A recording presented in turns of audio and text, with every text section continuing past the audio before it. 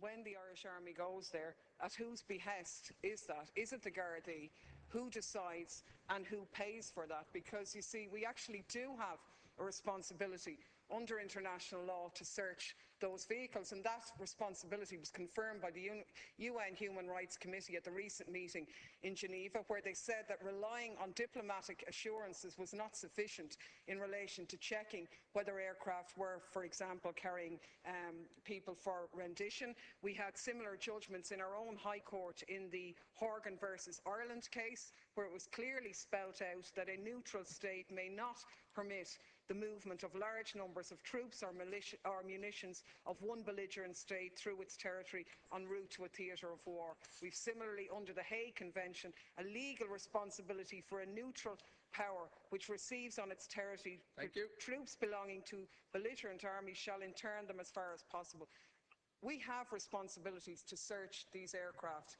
Are you going to instruct the Defence Forces, or indeed talk to your Minister for Justice to get the Gardaí to do so, or are civilians going to have to do that job to make sure we're compliant with our international obligations as a neutral country?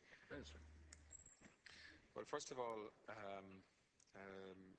we are there at the request of An Garda Síochána, is my understanding.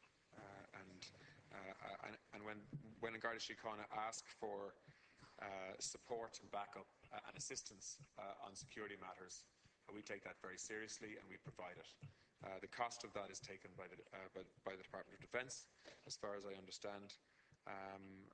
But on broader issues, being a neutral state allows us to make decisions, as I said earlier, for ourselves as a country. And we have, my understanding is that we have very strong reassurance from the US on issues like rendition, and we have a relationship with the US that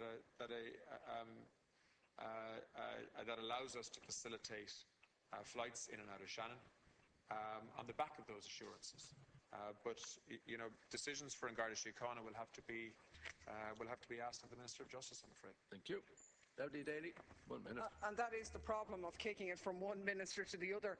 Really, the reality is, and you've confirmed it, that we're facilitating the movement of US troops. That was the word you used. Troops which have gone on to engage in a 13-year invasion in Afghanistan, not to mind other activities in Iraq and others. And we have been complicit in the slaughter of innocents because of that.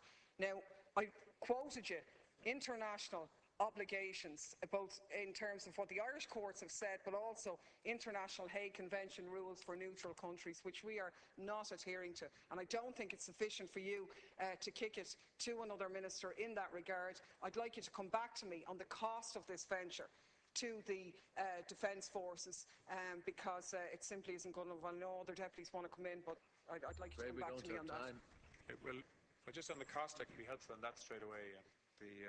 The cost, my understanding, the figures I have is that in 2012 the cost was 275,000. In 2013 the cost was 221,000. So of course there's a cost to this, and presumably that is because An Garda Síochána are concerned that we need to provide protection, which I think is an issue in itself, to planes that are landing and taking off in Shannon Airport. They ask for our assistance and they get our assistance, but the operation is the responsibility of An Garda Síochána. And like I said, I think you should address the policy questions to the Minister for Justice.